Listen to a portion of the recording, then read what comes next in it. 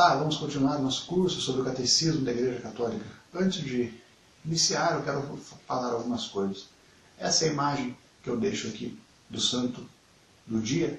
No fim do vídeo, vocês podem clicar nela, que vai abrir um link do site da Canção Nova ou qualquer outro site aí que eu vejo aqui. Conte a história do santo, explique a importância dele para a igreja e tudo mais.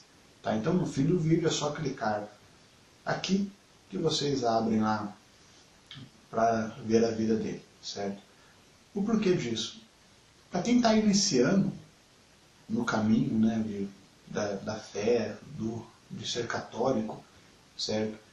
Antes mesmo de chegar na Bíblia, é importantíssimo que a pessoa conheça a vida dos santos, veja a relação que os santos tiveram com Deus, né? E assim vai ajudar a entender melhor até o que a Bíblia ensina, correto? Então, vale muito a pena. Então, sempre aí, clique e veja lá a vida dele, certo?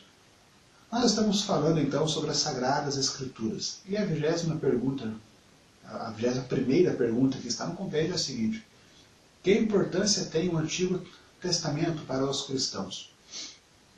Veja, se Jesus, no Catecismo está no número 121 ao número 123 essa resposta, tá?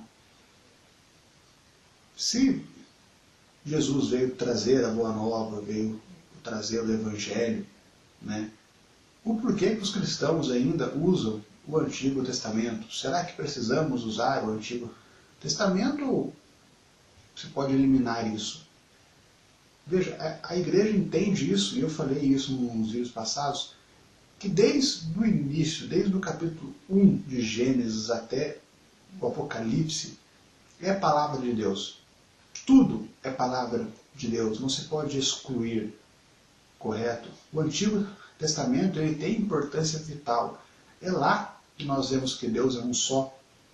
É lá que as pessoas começam a conhecer o amor de Deus, começam a se relacionar com Deus. É lá que nós temos hoje os mandamentos, né, que nada mais são do que ensinamentos até de convivência social, não matarás, não roubarás, amarás o teu próximo como a ti mesmo, e coisas assim, certo?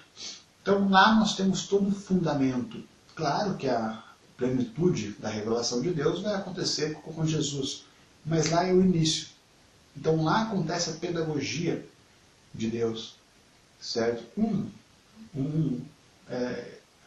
Exemplo.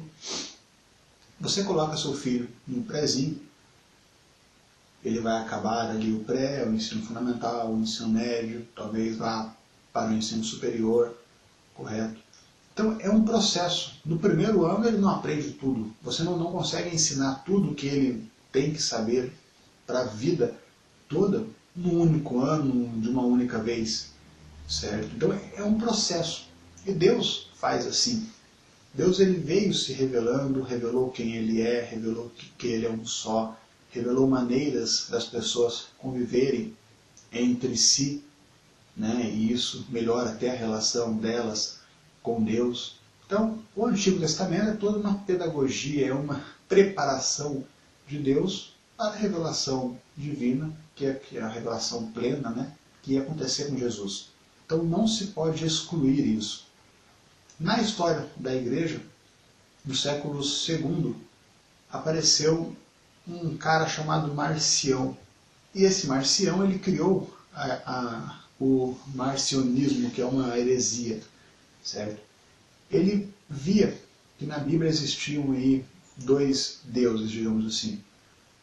O Deus do Antigo Testamento, que era um Deus vingativo, um Deus mau, né? E o Deus do Novo Testamento, que é Jesus. Então ele excluiu da Bíblia dele, né? Ele excluiu todo o Antigo Testamento, algumas partes do Evangelho de Lucas e alguns trechos dos apóstolos que falavam sobre Jesus ser filho de Deus e negava que Jesus fosse homem, porque se ele fosse homem ele teria que ser criado por aquele Deus do Antigo Testamento. E isso para Marcião era inaceitável. Como é que Jesus, que era uma pessoa boa, foi criado por aquele Deus vingativo e tudo mais? Então, desde o início da igreja, já se discute isso. Claro que a igreja não aceitou isso e ele foi excomungado, certo? Porém, essa heresia durou ainda mais 200 anos, certo? Então, veja, não se pode excluir. A igreja, desde o início, mantém aquela convicção de que o Antigo Testamento e o Novo Testamento são palavras de Deus. Claro que é a maneira que nós temos hoje de entender melhor, né, o que Deus revelou no Antigo Testamento é lendo à luz do Novo. Mas os dois são as palavras de Deus e isso não pode ser separado. Nós não podemos preferir um ao outro. O catecismo ensina que os dois têm que ser venerados da mesma maneira, certo? A Dei Verbum, ela vai falar sobre isso a partir do número 14, no capítulo 4. Então eu vou deixar o link aqui também da Dei Verbum. Tá? Então no capítulo 4, número 14, ela começa a falar sobre a importância do Antigo Testamento na vida dos cristãos. Então, veneremos os dois com o mesmo amor, com o mesmo respeito, pois os dois são palavras de Deus. Deus abençoe.